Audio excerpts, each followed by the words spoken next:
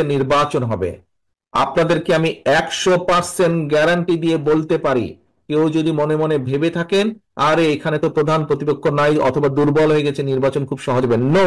আপনারা নিজেরাই খেয়াল করে দেখুন, আপনারা যেই বিষয়গুলো নিয়ে সারাদিন আলোচনা করেছেন এবং আপনাদের প্রশ্নের মধ্যে যেই বিষয়গুলো চলে এসছে, বিষয়গুলি কি ছিল?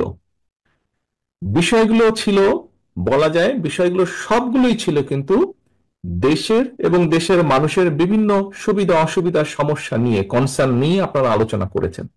কেন আপনারা এই বিষয়গুলো আলোচনা করেছেন? খুব সহজভাবে যদি বলতে হয়, আপনাদের সাথে বিভিন্ন সময় বিভিন্ন পর্যায়ে আমার মিটিং হয়েছে বা কথাবার্তা যখন হয়েছে, ভিউজ এক্সচেঞ্জ হয়েছে, আপনারা আপনাদের বক্তব্যের এক পর্যায়ে প্রায় প্রত্যেকটা নেতাকর্মী কিন্তু, আমরা কিন্তু সবসময় বলেছি আমরা আমি দামির নির্বাচনে বিশ্বাস করি না। আমরা একটি রাজনৈতিক দল, নির্বাচনে আমরা যাব, নির্বাচন আমরা করব, নির্বাচন আমরা চাইবো, এখানে লুকাছাপার কোনো ব্যাপার নেই, এটা নর্মাল সিম্পল। জনগণের সমর্থন আমরা পাবো, বেশি পেলে আইন অনুযায়ী, নিয়ম অনুযায়ী, দেশের সংবিধান অনুযায়ী যা হবার সেটিই হবে।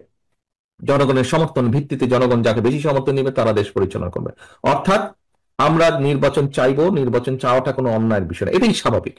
এখন নির্বাচনকে যদি ফেস করতে হয়, আমরা আমি নির্বাচনে তো বিশ্বাসী না, আমরা আমরা নিশিরাতের নির্বাচনেও বিশ্বাসী না, আমরা ভোট ডাকাতের নির্বাচনেও বিশ্বাসী না। আমরা একটি স্বচ্ছ স্বাভাবিক নির্বাচনে বিশ্বাসী, যেখানে মানুষ নির্ভয় নির্দ্বিধায় ভোট